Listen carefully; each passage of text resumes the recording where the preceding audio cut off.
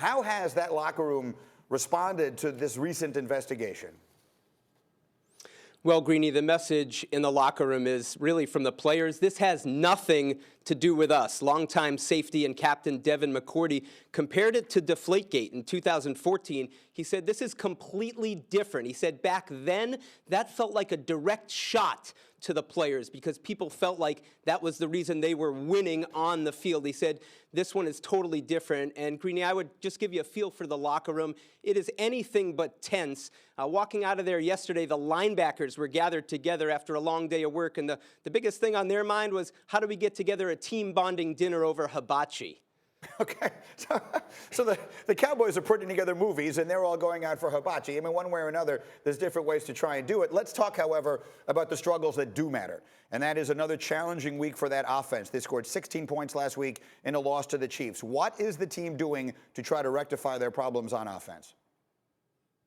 Well, the first thing I heard when I walked in the locker room this week after that game last week was from an offensive lineman who said, that performance was on us. We have to be better. For all the talk about the weapons around Tom Brady, if we don't play better as an offensive line, nothing will matter.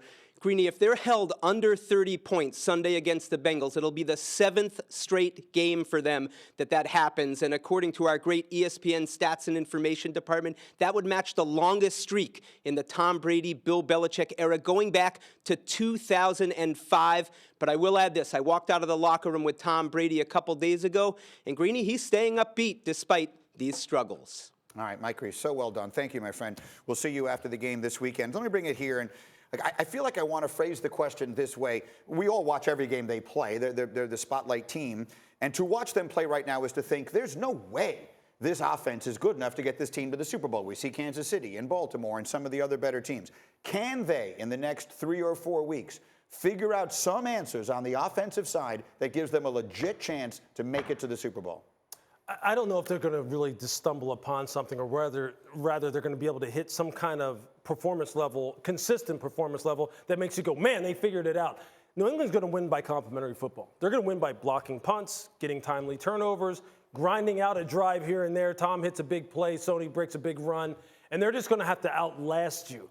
But you know what? I think they're built to do that. They're conditioned to play that way, and I think that's going to be the only way they're going to be able to get to where they want to get to. And so everybody makes a big deal about Rob Gronkowski not being there as Tom Brady's weapon. But like last season when he came back, when he was healthy, they were able to run the football and do a terrific job of it. Over the second half of last season, they were able to pound the football. Second in the NFL in rushing, 150 yards a game. That's a huge difference from where they're at right now. They're 29th in yards per rush. They're not able to get it done, and that was the change they made last year. That's not a change that's going to be able to happen this season.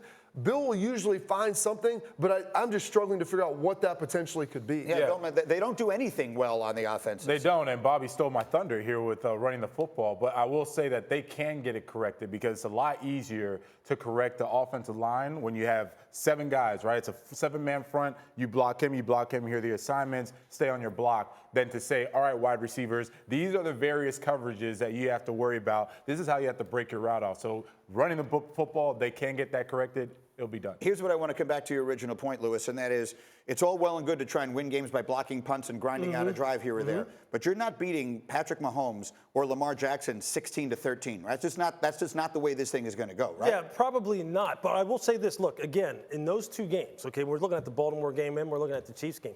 Baltimore game, again, people, when you watch that game and you go back and watch it, they were in that football game and they had some timely turnovers and penalties that really cost them. They got them out of it. In this game, they had a touchdown taken away from them against the Chiefs. 2 of them. They earned it. Yeah. They earned them and then didn't get the points for them. So I'm telling you, whereas they're struggling, you know, considering what the standard of performance is up there in New England typically, they're still there.